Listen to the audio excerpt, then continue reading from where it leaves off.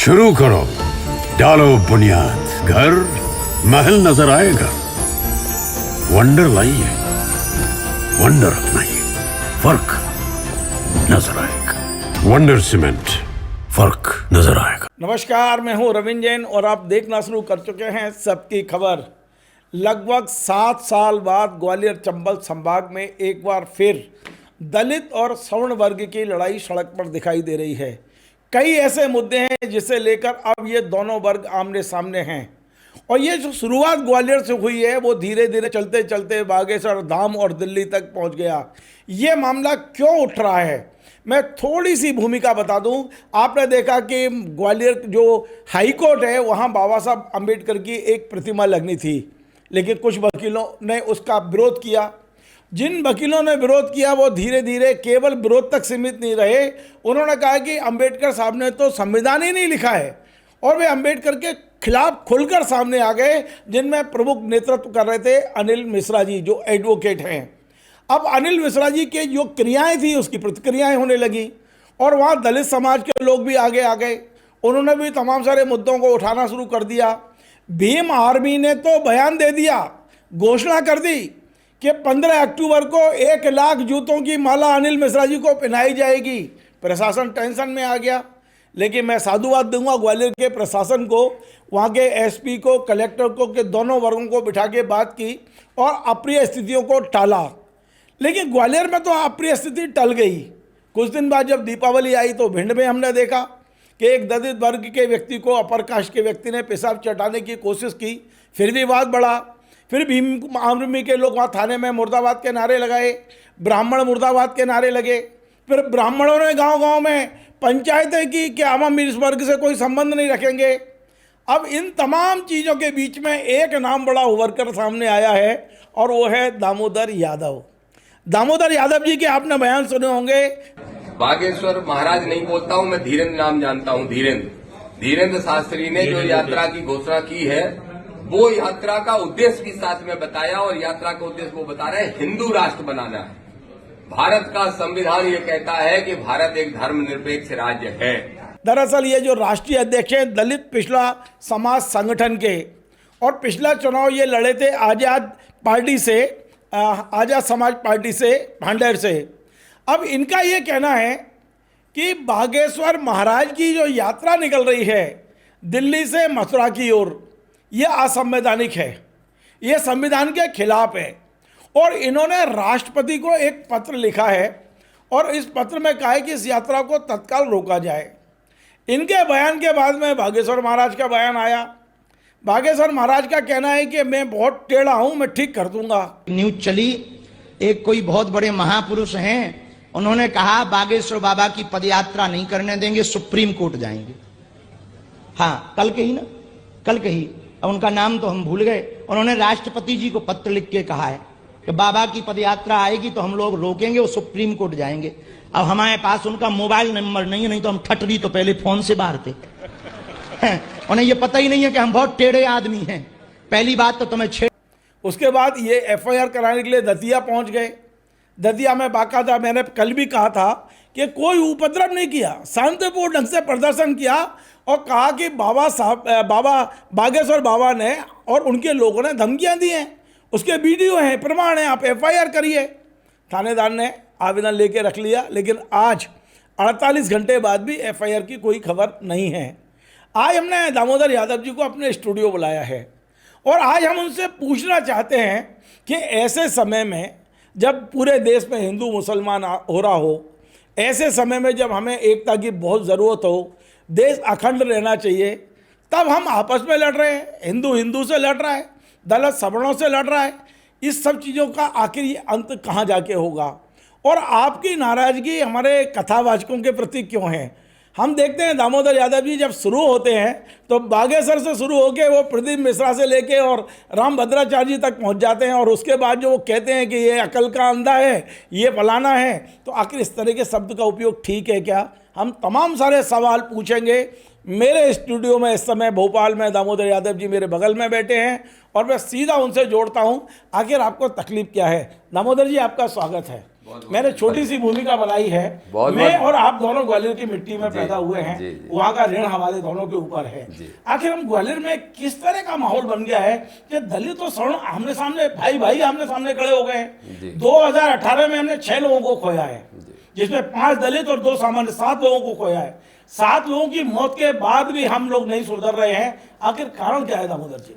आदरणीय जैन साहब, आप बहुत अच्छे सजग पत्रकार हैं और आप चूँकि उसी मिट्टी से निकल के आए हैं इसलिए भी, और एक अच्छे पत्रकार की भूमिका निभा रहे हैं, इसलिए मैं आपका बहुत सम्मान करते हुए ये कहना चाहता हूँ। सबसे पहले तो जहाँ तक ग्वालियर के माहौल की बात है, तो जैसे आपने कहा कि प्रशासन को साधुवाद देंगे, मैं तो आपसे आग्रह करूंगा कि आपको साधुवाद हमारी आज़ाद समाज पार्टी और भीम आर्मी को भी इसलिए देना चाहिए, इसलिए भी जिसने भी अच्छा किया है सबका साधुवाद इसलिए भी देना चाहिए क्योंकि जब आंदोलन घोषित होने के बाद भी हमारे पार्टी के राष्ट्रीय अध्यक्ष भाई चंद्रशेखर आज़ाद जी के इच्छा अनुसार भी, और हम सब लोगों की इच्छा अनुसार, कि वहाँ वर्ग संघर्ष ना हो, इसकी हमने चिंता की और कलेक्टर और एसपी से लेके डीजीपी से लेके सबकी बात सुनते हुए हमने खुद उस आंदोलन को वापस लिया। लेकिन चिंता की बात यह है कि जब हम आंदोलन वापस लेते हैं उसी समय दूसरा जो पक्ष है, हम कलेक्टर के उस ऑर्डर को फॉलो करते हैं जो कलेक्टर ने कहा कि फलानी धारा लगा के इतने लोग एकत्रित न हों। हम मान गए वो बात, हमने आंदोलन वापस ले लिया और सोशल मीडिया पर तत्काल प्रभाव से हमारे बारे में नेगेटिव चलाना लोगों ने शुरू कर दिया। इतना ही नहीं, उसी दिन वो कोई जो वकील हैं वो सड़कों पे उतर गए और सनातनी खतरे में है, फलाना खतरे में, पूजा पाठ का माहौल बनाने लगे। और एक महिला अफसर जो पुलिस में अच्छे से ड्यूटी कर रही थी, हिना खान, उनसे जाके भिड़ गए। और आप देखिए भिड़ने के साथ साथ क्या कहते हैं कि आप सनातन को नुकसान पहुंचा रहे हो, जय श्री राम जय श्री राम। तो उसने क्या जवाब दिया, मैं सल्यूट करूंगा उस नौजवान लड़की को और उस अफसर को। उसने धर्म की चिंता किए बगैर, वो जो इस्लाम धर्म की फॉलोवर होंगी, प्रैक्टिस करती होंगी, इस बात की चिंता किए बगैर अपनी ड्यूटी को निभाते हुए खुद को ये सिद्ध करने के लिए कि मैं किसी धर्म की विरोधी नहीं हूँ, 4 बार जय श्री राम का नारा उनके मुंह पे लगा दिया। बोले अब बोलो, तो वो वकील साहब की बोलती बंद हो गई। तो ये जो इस तरह के आडंबरी पाखंडी हैं, इन्होंने भगवान श्री राम को भी उपयोग की वस्तु बना लिया है। भय और आतंक का नाम जय श्री राम के रूप में जोड़ना चाहते हैं और बनाना चाहते हैं। उनके खिलाफ कलेक्टर एसपी ने क्यों कार्रवाई नहीं की? हमने तो नहीं तोड़ा वो कलेक्टर का आर्डर, तो फिर उन्होंने क्यों तोड़ा? इसलिए ऐसे लोगों पे तत्काल कार्रवाई होना चाहिए। एक ग्वालियर का माहौल जहाँ तक ठीक करने की बात है, आप ही बताइए, बाबा साहब अम्बेडकर संविधान रचयिता हैं, ये बात 80 साल से इस देश का बच्चा बच्चा मानने का काम कर रहा है। सिर्फ इस देश का ही बच्चा नहीं, पूरी दुनिया मान रही है और कई जगह उनकी स्टेच्यू लगने से लेकर उनके द्वारा लिखी हुई किताबों को कई यूनिवर्सिटी में पढ़ाया जा रहा है। उसके बावजूद भी बाबा साहब संविधान के निर्माता नहीं, ये उखाड़ के कोई व्यक्ति अगर लाता है तो आप ही समझ सकते हैं कि भाईचारे को कौन खत्म करना चाहता है। हम आंदोलन वापस लेते हैं, वो आगे बढ़ने का काम करते हैं। तो हम चाहते हैं ग्वालियर चंबल में ही नहीं, पूरे प्रदेश में ही नहीं, बल्कि पूरे देश में सामाजिक एकता का संदेश जाए और भाईचारा बना रहे। लेकिन उसको बनाने के लिए ज़रूरी है कि संविधान सुरक्षित रहे। इसलिए ग्वालियर में माहौल अच्छा रहे, ये तो हम चाहेंगे ही, लेकिन हम चाहेंगे कि पूरे प्रदेश के अंदर माहौल अच्छा रहे, देश में माहौल अच्छा रहे। इसीलिए जो गैर संवैधानिक चीज़ें होती हैं उनका विरोध हमारा दलित पिछड़ा समाज संगठन तो करता ही है, लेकिन हमारी पार्टी आज़ाद समाज पार्टी करती है, भीम आर्मी करती है, भाई चंद्रशेखर आज़ाद सदन में करते हैं, हम सड़क पे करते हैं। दामोदर जी, एक छोटा सा सवाल करूंगा, फिर मैं आपको बागेश्वर महाराज के पास ले चलूंगा। मैं महाराज कहता हूं, आप बागेश्वर कहते हैं। धीरेन्द्र, आप धीरेन्द्र बात करूंगा उनके बारे में, मतलब उस मुद्दे पे ले चलता हूं। मेरा पहला सवाल जो है, आप जैसा हम और आप दोनों ग्वालियर की मिट्टी में पैदा हुए हैं, वहाँ आसपास के, क्या ये नहीं हो सकता कि दोनों पक्ष के लोग बैठ के और हमेशा के लिए विवाद को खत्म करें और आपसी प्रेम और वात्सल्य बना रहे आपस में? मैं तो ये चाहता हूँ कि जिन लोगों ने बाबा साहब अम्बेडकर की स्टेच्यू का विवाद शुरू किया है वो इस पर सहमत हो जाए। मैं कल उनसे बात करने के लिए तैयार हूँ। आपकी पहल पे मैं चल के उनके साथ बैठने को तैयार हूँ और स्टेच्यू लगवाने के लिए जो फालतू का व्यवधान पैदा किया उसको ख़त्म कर दें। आप बताइए, अगर हाई कोर्ट में भी या कोर्ट न्यायालयीन परिसर में भी अम्बेडकर साहब की स्टेच्यू नहीं लगेगी तो फिर कहाँ लगेगी? दूसरा, वो जिनके भी दूसरा नाम ले रहे हैं, हम उनका सम्मान करने को तैयार हैं, हमें कोई दिक्कत नहीं है, हमें कोई आपत्ति नहीं। मैं तो कहता हूँ जिस संविधान सभा में जितने सदस्य थे हम सबका सम्मान करने के लिए तैयार है। मैं कहता हूँ सबकी स्टेच्यू लगा दो, मुझे कोई समस्या नहीं है, हम भाईचारा बनाना चाहते हैं। चलिए, मैं अब ये जानना चाहता हूँ कि पंडित धीरेन्द्र शास्त्री जी जो बागेश्वर के पीठाधीश्वर हैं, वो एक यात्रा निकाल रहे हैं दिल्ली से मथुरा की, और उनकी यात्रा का नाम है हिंदू एकता यात्रा। जी। उससे आपको क्या दिक्कत है? बिल्कुल नहीं, उस यात्रा से कोई दिक्कत नहीं। मैं आपको स्पष्ट कर दूं, आपके माध्यम से ये संदेश जाना बहुत जरूरी है। मैं स्वयं सनातनी धर्म में जन्मा हूं। मेरे आप पिताजी हिंदू को मानते हैं? हिंदुत्व बिल्कुल को? मानते। मैं आप स्वयं को हिंदू मानते नहीं, हैं? मैं मानता हूं अपने आप को, उस प्रैक्टिस को मैंने किया है और उसको अभी भी फॉलो करता हूं। मैं संविधानवादी हिंदू हूं। दो तरह के हिंदू हैं, एक मनुवादी हिंदू और एक संविधानवादी हिंदू। मैं संविधानवादी हिंदू हूं। क्या संविधानवादी हिंदू राम को नहीं मानते? नहीं, सबको मानते हैं और सबका सम्मान करते हैं, लेकिन जहां गैर संवैधानिक काम होता है वहां उसको फिर विरोध करने का काम करते हैं। मैं वही कर रहा हूं। देखिए, धीरेन्द्र शास्त्री ने जो आप तो किया है, भगवान कृष्ण के वंशज हैं, बिल्कुल यादव हैं। बिल्कुल, इसीलिए भगवान कृष्ण के वंशज होने के नाते भगवान श्री कृष्ण को पढ़ा है, बारीकी से जानते हैं कि भगवान श्री कृष्ण ने अपने जीवन में कभी भी अपने हित, अपने स्वार्थ के लिए कुछ नहीं किया। चाहे उन्होंने नाग नाथने का काम किया हो तो उस गांव के अंदर जो भय था उसको समाप्त करने का काम किया, चाहे अपने सगे मामा से लड़े हों, टैक्स जो उन्होंने एक्स्ट्रा लगाने का काम किया, उनका वध करने का काम किया। और उसके बाद भी भगवान श्री कृष्ण ने उसके पहले गोवर्धन पर्वत भी उठाया तो सिर्फ अपने लिए नहीं उठाया था, इंद्र का घमंड चूर करने के लिए किया। उसके बाद जब कंस का वध कर देते हैं तो खुद उस कुर्सी पर नहीं बैठे, राजगद्दी का उन्हें मोह नहीं रहा। और जब महाभारत का युद्ध छिड़ता है तो आज सब ताकतवर का साथ देते हैं, उन्होंने उसका साथ देने का काम किया, निर्बल का, और जिसके साथ अन्याय हो रहा था तो उसका साथ देने का काम किया। तो उन्हीं कृष्ण से सीखा है कि अगर संविधान सुरक्षित नहीं रहेगा, अगर देश की व्यवस्था न्यायप्रिय नहीं रहेगी, तो देश के अंदर अगर कोई पाखंडी, आडंबरी, धर्म की आड़ लेके जातिगत सोच को फैलाते हुए राजपाट करना चाहेंगे और अपनी तिजोरियां भरना चाहेंगे तो उसका विरोध दामोदर यादव पूरी ताकत से करेगा। तो पंडित धीरेन्द्र शास्त्री से क्या विरोध क्या है? धीरेन्द्र से मेरा कोई विरोध नहीं। 27-28 साल के नौजवान हैं, अच्छे दिखते हैं, मेरे छोटे भाई जैसे हैं, इस नाते। क्योंकि प्रधानमंत्री भी बोलते हैं मेरे छोटे भाई हैं। हाँ, तो मेरे भी आप छोटे भी बोल रहे हो, मेरे भी तो छोटे। जब इतना प्रेम है तो बड़ी लड़ाई का ही बात नहीं, ये प्रेम वही भाईचारा है, वही संविधान जो हमें सिखाता है, हमारे देश की संस्कृति, हमारे क्षेत्र की संस्कृति सिखाती है। ये तो उनसे पूछिए कि वो 22 साल बड़े आदमी को बेटा कह के बुला रहे हैं कि बेटा तुम्हें देख लेंगे। तो उनने बुंदेलखंड की संस्कृति सीखी कि नहीं सीखी, इस प्रदेश की सीखी कि नहीं सीखी, कहाँ की सीखी है जो हमसे बेटा कह रहे हैं? किस मानसिकता के तहत कह रहे हैं कि हम तुम्हें देख लेंगे, तुम्हारी ठटरी बार देंगे? उन्होंने जो कहा है वो ठटरी बारने की बात है। प्यारा सब नहीं, प्यार करने का नहीं, जो माँ अपने बेटे से ठटरी बार कहती है कि तेरी ठटरी बार दूंगी। देखो, मैं आपको बताऊं, जिसने भी ये व्याख्या की है उस व्याख्या से मैं संतुष्ट नहीं हूं, क्योंकि मेरा दतिया भी बुंदेलखंड का हिस्सा है। वो अलग बात है कि मैं जिस विधानसभा से स्योड़ा से चुनाव लड़ता हूं वो चंबल का हिस्सा है, उसमें चंबल का पूरा असर आता है। इसलिए बुंदेलखंडी भी हूं मैं और चंबली भी हूं, तो स्वाभाविक है धीरेन्द्र भाई को सोचना चाहिए चीजें। बात यह है कि आज कम से कम आप धीरेन्द्र भाई तो कह रहे हो, कल नहीं, तो बड़ा गुस्से में थे आप। देखिए, आपके साथ जब स्टूडियो में बैठेंगे तो गुस्सा कम आएगा। जब जनता के बीच में, हजारों लोगों के बीच में खड़े थे तो स्वाभाविक है कि वहाँ वैसा माहौल होगा, वैसा भाषा निकलती है। लेकिन मैं सम्मान करता हूँ। मैं कह रहा हूँ, ग्वालियर चंबल संभाग में अनेक संत हैं। हरिगिरी महाराज हैं, चंबल की नदी के किनारे रहते हैं, एक झोपड़ी के अंदर रहते हैं। लाखों लोगों को शराब छुड़वाने के साथ साथ न सिर्फ गुर्जर समाज में, ढेर सारी समाजों के अंदर मृत्यु भोज खत्म कराने का, शिक्षा के क्षेत्र में इनका हम सम्मान करें। समाज में भगवान के रूप में पूज्य है। नहीं, हम भी मानते हैं, हम गुजर नहीं, हम अहीर हैं, लेकिन हम मानते हैं और पूरी समाज उनको मानने लगी। वास्तविकता में संत ये है, संत और ये ढोंगी बाबाओं में जो डिफरेंस है वो आप यहीं से देख सकते हो। और भी संत है हमारे यहाँ, लाहौर क्षेत्र में भी एक संत है, आज से 20-25 साल पहले से, बचपन से 30 साल से मैं देखता चला रहा हूँ, वो अच्छे संत हैं। और भी बहुत सारे संत हैं, और पाल समाज में भी हैं, कुशवा समाज में भी, हर समाज में अच्छे हैं। मैं ये नहीं कहता कि ब्राह्मण ठाकुर समाज में नहीं, हर समाज में। और देखना है तो आप तो, मैं तो कहता हूँ त्याग और तपस्या देखना है तो जैनियों से देखो, जैनी मुनियों से देखो, ये संत हैं।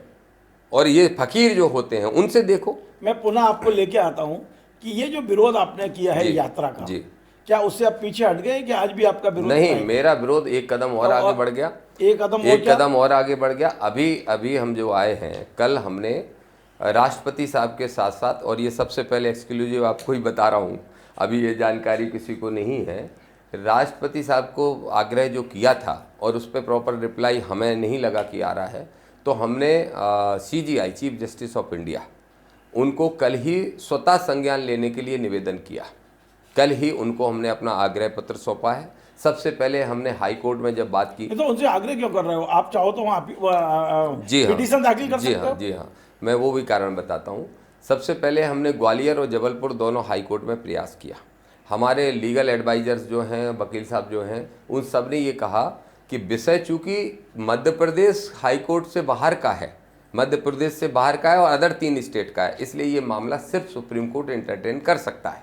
चूँकि आज छुट्टी पड़ गई और ये निर्णय लेते लेते कल दोपहर हो गया, तो कल ही हम लोगों ने मेल के through chief justice of India को भेजा है और पोस्ट के थ्रू कल ही भेजा है। और जैसे ही कल कोर्ट खोलेगा तो हमारा व्यक्ति वहां खड़ा होकर भी उनसे आग्रह करेगा कि ये यात्रा संविधान विरोधी भी आप है। आग्रह कर रहे हैं, आप वहाँ बाकायदा पिटीशन दायर कर रहे हैं, क्या स्टेटस क्या है? दरअसल एक और आप कह रहे हैं कि हम संज्ञान, देखिए कोई भी भारत का नागरिक, उसे अधिकार है वो अपनी भावना व्यक्त कर सकता है, लेकिन आप कोर्ट के जज को विवश नहीं कर सकते कि आप इसको संज्ञान लें। जी, उसके लिए आपको नियमानुसार जाना पड़ेगा। जी। तो क्या आप दोनों प्रक्रिया अपना रहे हैं कि केवल एक प्रक्रिया अपना रहे हैं? देखिए, जो पिटीशन का जो टाइम है, चूँकि हम उसमें लेट हो गए, ये हमारे रणनीतिकारों की गलती रही। लेट होने की वजह से फिर अब हमारे पास सिर्फ इतना ही समय बचा कि यात्रा शुरू होने में 2 दिन ही बचे हैं।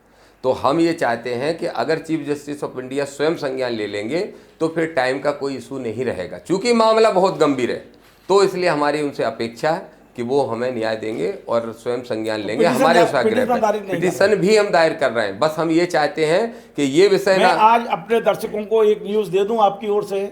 जी हाँ, आप कल जी सुप्रीम कोर्ट में यात्रा रोकने के लिए बाकायदा कानूनी कार्रवाई करेंगे। जो भी कानूनी कार्रवाई है वो हम कल कर चुके हैं, आपको सबसे पहले नहीं, अभी तो जानकारी आपने दे रहे केवल आग्रह किया, कानूनी कार्रवाई नहीं कह सकते जी हम जी उसको। जी। अभी देखिए, आग्रह करना और कानूनी कार्रवाई में अंतर है। यादव जी, क्या मैं इस बात को मतलब कह सकता हूं अपने दर्शकों से कि कल जब कोर्ट खुलेगा सुप्रीम कोर्ट, तो दामोदर जी की ओर से, उनके संगठन की ओर से इस यात्रा को रोकने के लिए, इस यात्रा को रोकने के लिए जो कानूनी कार्रवाई वो की जाएगी? निश्चित रूप से। आज एक बड़ी खबर दामोदर जी ने दी है कि धीरेन्द्र शास्त्री जी जो हिंदू एकता यात्रा निकाल रहे हैं 7 तारीख से 14 तारीख तक, दिल्ली से मथुरा तक, इस यात्रा को रोकने के लिए ये सुप्रीम कोर्ट कल जाने वाले हैं, सुप्रीम कोर्ट का दरवाजा खटखटाने वाले हैं। अब हम समझते हैं कि इनको दिक्कत क्या है, क्या यात्रा से क्या दिक्कत? एक्चुअली हिंदू यात्रा से कोई दिक्कत नहीं। हम खुद चाहते हैं कि हिंदू भी एक रहे, मुस्लिम भी एक रहे, सिख भी रहे, जैन भी रहें, बौद्ध भी रहें, सभी रहें। लेकिन समस्या उस उद्देश्य से है जो मंच से खुलेआम कह रहे हैं। जब वो उन्होंने हरियाणा में मेरी ठटरी बांधने का काम किया था, तभी उनने क्या कहा कि सुधर जाओ सारे हिंदुओं, एक हो जाओ, नहीं तो 20 साल बाद सब टोपियाँ दिखाई देंगी। तो क्या ये किसी मानवता के लिए, देश के लिए अच्छी यात्रा हो सकती है? सांप्रदायिकता फैलाने वाला बयान नहीं है, ये हेट स्पीच नहीं है। जो खुलेआम धीरेन्द्र शास्त्री कर रहे हैं, प्रधानमंत्री जी के छोटे भाई, मेरे भी मुंह बोले छोटे भाई, खुलेआम कर रहे हैं। दूसरा वो क्या कर रहे हैं, साफ साफ जब हिंदू राष्ट्र बनाने की आप मांग करते हो तो हमारे देश के संविधान के प्रियम्बल में ही लिखा है कि ये देश पंथ निरपेक्ष है। अगर धर्मनिरपेक्ष हम हैं तो किसी एक धर्म का घोषित करने की मांग करना ही एक अपने आप में अपराध है, अपने आप में अपराध है। तो गैर संवैधानिक भी है और इस देश के ताने बाने को बिगाड़ने वाली भी है।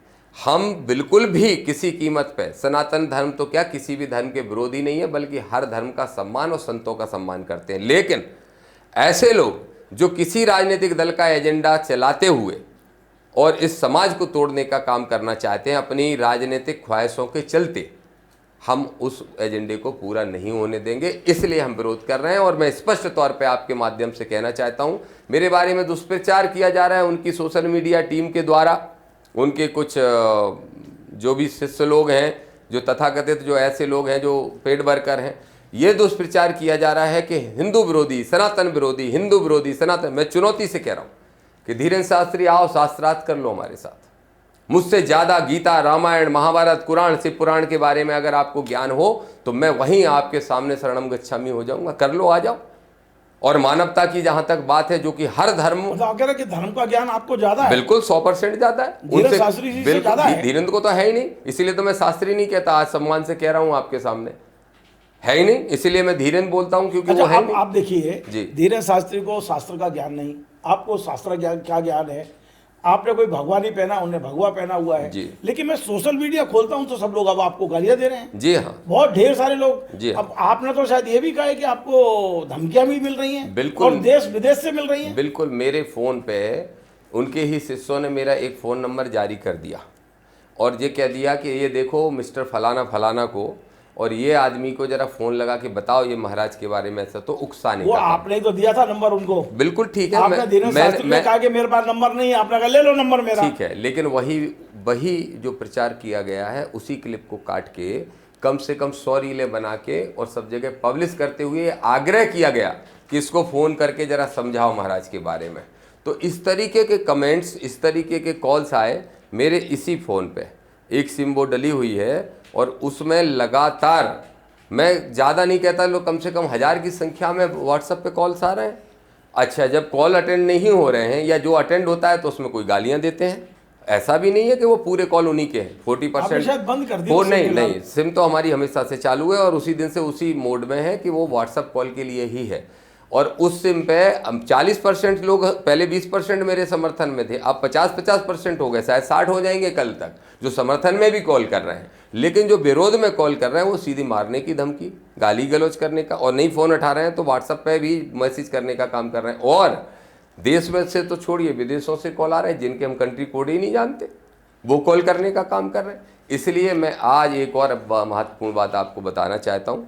जिस तरह की धमकियाँ दी जा रही हैं उससे मैं तो नहीं, लेकिन मेरे परिवार के और मेरे शुभचिंतक ये चिंतित हैं कि कहीं ऐसा ना हो कि आपको कोई नुकसान हो जाए। कहानी यार कल से चल रही है। कहानी ये चल रही है कि जब दरअसल धीरेन्द्र शास्त्री जी ने जो पहली यात्रा निकाली थी उसमें बड़ा रिस्पांस था, उनको बहुत रिस्पांस मिल रहा था, लेकिन दूसरी यात्रा को कोई सीरियसली नहीं ले रहा था। इसलिए आप और शास्त्री जी ने मिलकर ये पूरा की पूरा प्रायोजित किया है। आप खिलाफ नहीं बोलते तो वो नहीं बोलते, दोनों ने बोल दिया तो यात्रा चर्चा में आ गई। अब लोगों ने संज्ञान लेना शुरू किया है। तो कोई मिली भगत तो नहीं आप दोनों छोटे और बड़े भाई की? नहीं, ठीक है, इस तरीके के आरोप लगना भी बड़ा स्वाभाविक है, लेकिन धीरेन्द्र शास्त्री की मेरी कभी हलो भी नहीं हुई, कभी नमस्कार भी नहीं हुई, कभी मुलाकात भी नहीं हुई, और मैं इच्छुक भी नहीं हूँ करने का तब तक जब तक वो इस यात्रा का उद्देश्य घोषित नहीं कर देते कि नहीं, हमने अब हिंदू राष्ट्र का उद्देश्य छोड़ दिया, हम तो सबके लिए, एकता के लिए कर रहे हैं, और अब मैं मुस्लिमों के खिलाफ हेट स्पीच नहीं दूंगा। ये अगर धीरेन्द्र शास्त्री करते हैं तो मैं कल अपना विरोध वापस ले लूंगा। कल तो उन्होंने कहा कि 300 मुसलमान साथ चलेंगे यात्रा में। बिल्कुल, देखिए तनखैया तो कहीं भी चल सकते हैं। तनखैया मुसलमानों को आप तनखैया बिल्कुल कह रहा हूं मैं। तनखैया मुसलमान यदि एकता की बात करें तो आप तनखैया नहीं, बात एकता की नहीं है। पहले वो मुसलमान भाई ये पूछ लें उन लोगों से, धीरेन्द्र शास्त्री से, कि आप ये हिंदू राष्ट्र बनाने के लिए कर रहे हो या किस उद्देश्य से कर रहे हो। और अगर वो कह दें कि हम हिंदू राष्ट्र बनाने के लिए नहीं कर रहे हैं, सबकी समानता और एकता के लिए कर रहे हैं, तो मैं भी उसमें चलने को तैयार हूं। और बोलिए, मैं खुद जाऊंगा 1000 लोगों को लेके, चलो आ जाओ। झंडा लेके? हाँ, झंडा नीला ले लूंगा मैं। क्यों नीला क्या सनातनी नहीं होता? नहीं, तो कलर की बात ही नहीं है। नहीं, बता रहा हूं, कलर नहीं, कलर को तक इन लोगों ने चिन्हित कर दिया।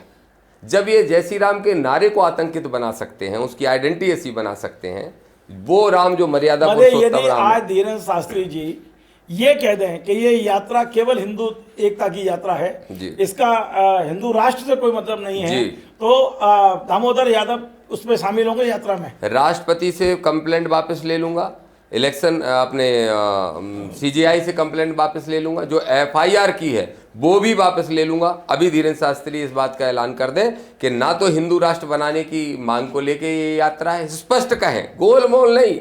उनकी जो संरक्षक दाता हैं पार्टी के लोग, उनकी तरह भाषा ना बोले, स्पष्ट कहें कि ये यात्रा हिंदू राष्ट्र बनाने की मांग को लेकर नहीं है, और ना ही अब इस यात्रा में हिंदुओं को डरा के मुसलमानों के प्रति नफरत फैलाने वाली कोई स्पीच दी जाएगी। अभी कह दें, मैं तैयार हूँ। अच्छा, चलिए अपन धीरेन्द्र शास्त्री से थोड़ा बाहर आते हैं। हमने आपके कुछ और बयान सुने हैं सोशल मीडिया पे। राम भद्राचार्य जी को अकल का अंधा, आप वो बेचारे इतने विद्वान हैं, कितनी पुस्तकें लिखी हैं उनने, और वो मर्मज्ञ माने जाते हैं रामायण के, भगवान राम के प्रति, और आप कहते हो अकल का अंधा है ये आदमी। देखिए, ऐसा है कि अगर कोई हमारे महापुरुषों को, जिनको हम भगवान स्वरूप ही मानते हैं, उनके बारे में अनर्गल टिप्पणी करेगा तो क्रिया की प्रतिक्रिया होगी। ये कहने की क्या जरूरत थी राम भद्राचार्य जी को, मरे मुलायम कांसी राम, जोर से बोलो जय श्री राम, ये उनका नारा है, ये वो कहेंगे।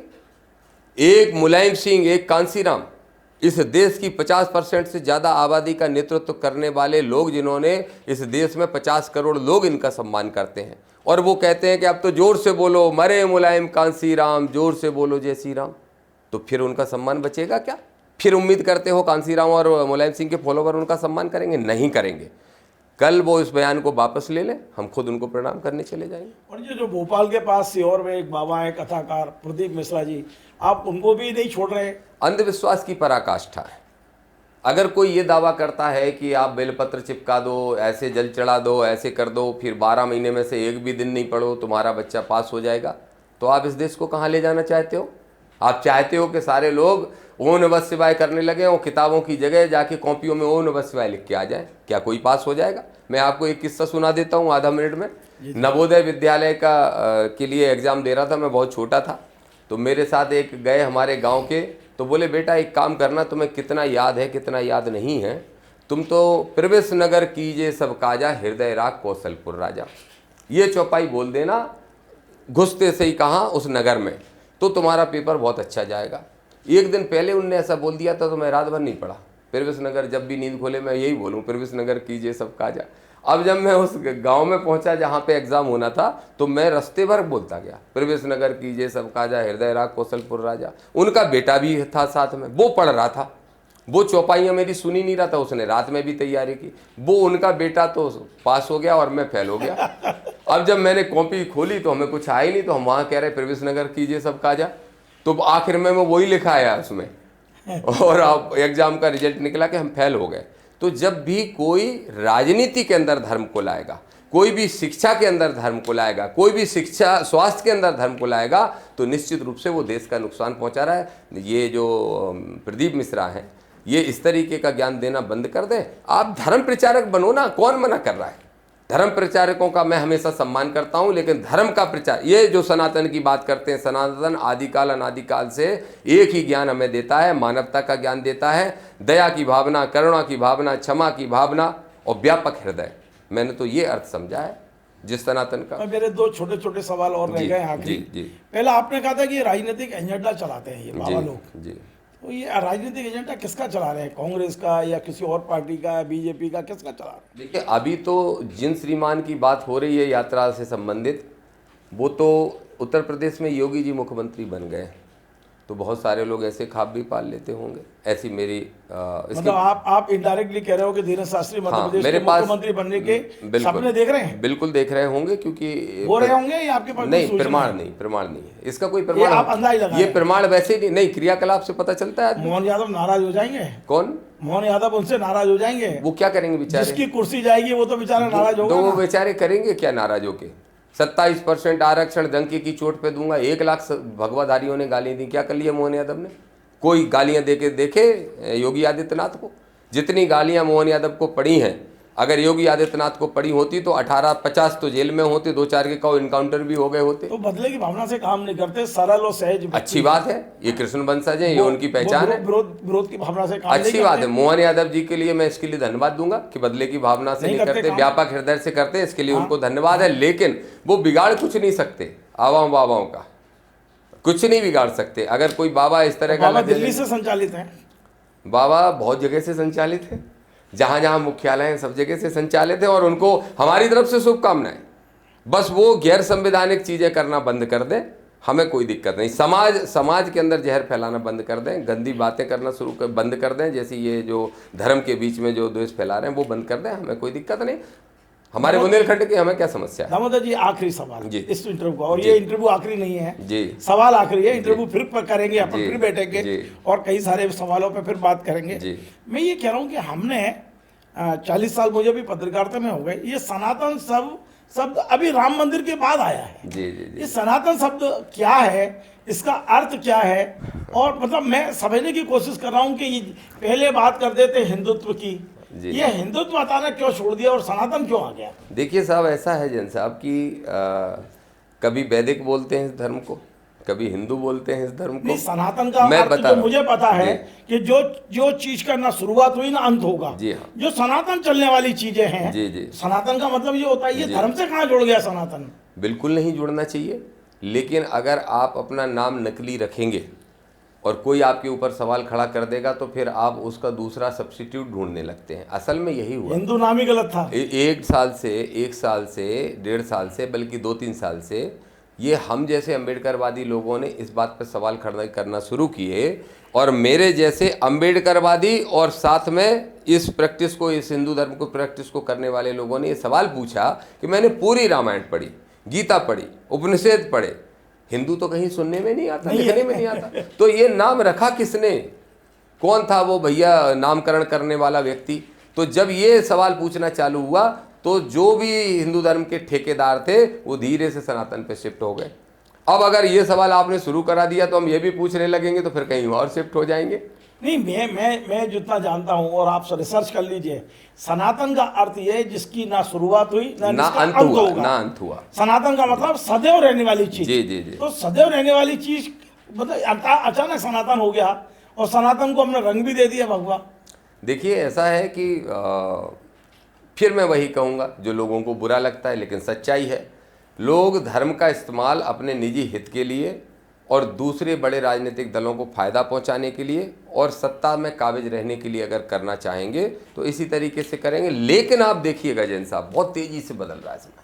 आज से 6 महीने पहले अगर मेरा कोई इंटरव्यू सोशल मीडिया पे जाता था तो मेरे ओबीसी वर्ग के लोग भी बोलते थे हिंदू विरोधी हैं क्या, हिंदू विरोधी हैं। अभी आप देखना, जो सोशल मीडिया की आप बात कर रहे हो, बहुत सारे पेड लोग निकलेंगे जो इस तरह की गालियां देने का काम कर रहे हैं। मैं खुद यादव हूँ, गुर्जर हैं, दांगी हैं, रावत हैं, कुर्मी हैं, लोधी हैं, कुशवा हैं, पाल हैं, केवट हैं, नाई हैं, किरार हैं, सारी जाति के ओबीसी के लोग और चाहे एससी की किसी भी जाति के लोग कह रहे हैं कि वो संविधान की बात कर रहा है तो सही कर रहा है।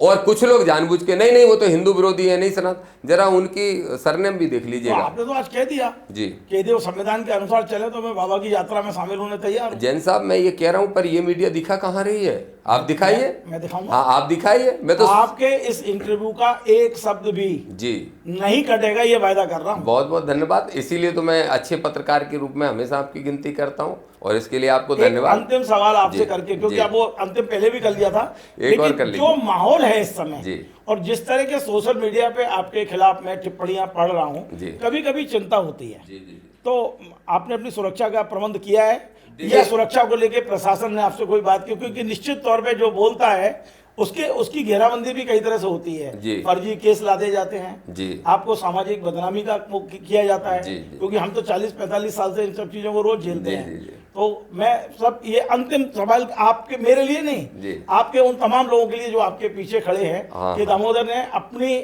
सुरक्षा की क्या व्यवस्था की है। देखिए निश्चित रूप से हमारे सभी समर्थक, क्योंकि मैं ये देख रहा हूँ जी। कि कुछ लोग कह रहे हैं कि बाबा के समर्थक कि जूते तैयार रखो, फलाना करो, काला मुंह करो। हाँ मैं रोज पढ़ रहा हूँ। कुछ लोगों ने इनाम भी घोषित कर रखे काला मुंह करने इनाम के भी घोषित किए, लिए, ये जी, सब जी, किया हुआ है। अब आप ही बताइए, कोई धर्म ये भाषा बोलने को सिखाता है क्या? क्या उनकी जरूरी नहीं, नहीं कोई धीरेन्द्र शास्त्री ने बात ये नहीं है। उनके जो अंधभक्त है ना, आजकल अंधभक्त एक ऐसा वो है, ठीक है, कि वो उनका पास दिमाग नहीं होता, ऊपर बनाया वाला पोर्शन किसने? खाली रहता ये है। अंधा बनाया किसने? ये अंधभक्त पैदा बन जाते हैं? नहीं, बनते नहीं है। आप जो बना रहे हो, जो अफीम की फसल अगर आप बोगे, बीज बोगे तो फसल भी वही कटेगी। इसी की तो मेरी लड़ाई है कि अंधभक्त क्यों बना रहे हो, क्यों तुमसे कहा जा रहा है बिना पढ़े पास हो जाओ, इसीलिए तो कहा जा रहा है। तो इसलिए ये अंधभक्त बनाने का काम ही ये लोग करना चाहते हैं। दूसरी बात, आप संत हो, धीरेन्द्र शास्त्री को पूरी मेरी एक्टिविटी मालूम है। धीरेन्द्र शास्त्री खुद कहते हैं मैं संत नहीं हूँ। सुनिए तो, मैं तो बस विवाह करने वाला हूँ। उसका भी जो नहीं, तो संत भी विवाह कर लेते हैं, वो गृहस्थ संत कहला जाएंगे।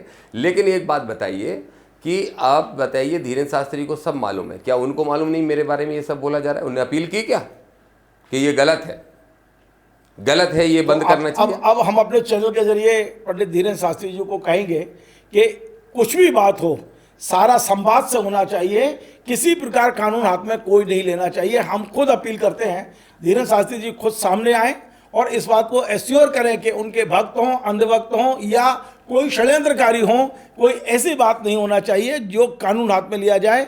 आप संवाद के जरिए बहुत सारे तरीके निकाले जा सकते हैं। आज हमने दामोदर जी से एक मिनट और बोलना चाहूँ। हाँ जी बताइए। आप जिस अंचल के हैं वहीं का मैं हूँ और आप उस अंचल की तासीर अच्छे से जानते हैं। ऐसा है कि मेरे शुभचिंतक भी मुझसे ये कह रहे हैं कि भाई साहब आपका बाल बांका हो गया तो वगैरह वगैरह। मैं उनसे कहता हूं कि संवैधानिक बात करो, संवैधानिक दायरे में बात करो। मेरी सुरक्षा की जहां तक बात है, ऐसा है कि बहुत सुरक्षा व्यवस्था है मेरे पास, लेकिन फिर भी लोगों ने कहा तो मैंने सरकार से मांग कर ली है। आज एडीजी, डीजी इन लोगों से बातचीत की है, उनके पास लेटर भी पहुंच गया है, आपको भी मैं कॉपी भेज दूंगा। और उसके बाद उन्होंने एश्योर किया है और उनको सारा घटनाक्रम ऑलरेडी पता है, सरकार को पता है, मैं समझता हूँ मुख्यमंत्री जी को भी पता है और पुलिस के सभी वरिष्ठ अधिकारियों को पता है, तो वो अपने आप सुरक्षा व्यवस्था करेंगे। ये उनका काम है, ये मेरा काम नहीं। लेकिन मैं कोई गिड़गिड़ाने वाला नहीं हूँ सुरक्षा व्यवस्था के लिए। अगर ऐसा करते हैं तो लोग कायर कमज़ोर समझते हैं। ना मैं कायर हूँ, ना कमज़ोर हूँ और ना सनातन विरोधी हूँ। हाँ, ये जरूर डंके की चोट पे कहता हूँ, संविधानवादी हूँ, अम्बेडकरवादी हूँ और हर धर्म का सम्मान करता हूँ। धीरेन्द्र शास्त्री को भी यही करना चाहिए, मैं उनका साथ दूंगा और सच्चे संतों को मानने वाला हूँ 100%। चलिए, बहुत बहुत धन्यवाद। तो आपने सुना, आज दामोदर यादव जी ने बहुत सारी गलतफहमियां जो उनको लेके मार्केट में फैलाई जा रही थी, बड़ा क्लियर कर दिया है। उनका कहना है कि यदि पंडित धीरेन्द्र शास्त्री संविधान के अनुसार यात्रा निकालते हैं तो वे भी अपना झंडा लेकर उस यात्रा में शामिल होने को तैयार हैं। झंडे का कलर उन्होंने साफ बता दिया, मेरा झंडे का कलर नीला है, लेकिन वे उस यात्रा में शामिल होने को तैयार हैं। उनका ये भी कहना है कि धीरेन्द्र शास्त्री उम्र में मुझसे छोटे हैं, मेरे लिए अनुज जैसे हैं, छोटे भाई जैसे हैं। संवाद की यदि बात करें तो वे संवाद को तैयार हैं, लेकिन जो मुद्दे हमने उठाए हैं वो मुद्दे संविधान के अनुसार हैं। अम्बेडकर जी ने जो संविधान बनाया है उसके अनुसार हैं। एक और बात आज हमने अपने चैनल के जरिए बात की है और वो की है ग्वालियर चंबल संभाग में दलित वर्सेस जो सवर्ण की एक राजनीति चल रही है, उसे लेके भी आज दामोदर जी ने साफ कर दिया है कि पहल दोनों ओर से होना चाहिए। एक अपील इनने की थी अनिल मिश्रा जी के खिलाफ इनके संगठन ने, लेकिन प्रशासन के कहने पे उन्होंने अपना अपील वापस ली है। तो अब दूसरे पक्ष को भी अब पहल करना चाहिए और संवाद के जरिए तमाम सारी समस्याओं का समाधान होना चाहिए। यदि आपको ये इंटरव्यू पसंद आए, ये संवाद पसंद आए, ये बात पसंद आए तो इसे शेयर जरूर करिए, अधिक से अधिक लोगों तक पहुंचाइए, क्योंकि हम चाहते हैं कि माहौल अच्छा हो, देश एक हो। आज दामोदर जी ने एक बात और क्लियर कर दी है कि वे सनातन के विरोधी नहीं हैं, धर्म के विरोधी नहीं हैं और सच्चे संतों के तो विरोधी बिल्कुल नहीं हैं। नमस्कार। Join the next be the best, Bundelkhand का सबसे विशाल और आधुनिक विश्वविद्यालय ज्ञानवीर यूनिवर्सिटी। ये सिर्फ एक यूनिवर्सिटी नहीं, ये है आपके सपनों का लॉन्च पैड। यहाँ मिले आपको smart classrooms, modern campus, updated labs और एक्सपीरियंस्ड फैकल्टी। हर स्टूडेंट को मिलता है कॉन्फिडेंस, ग्रोथ और एक ब्राइट करियर का प्रॉमिस। नए सेशन के लिए एडमिशन ओपन है, तो इंतजार कैसा? आज ही कांटेक्ट कीजिए।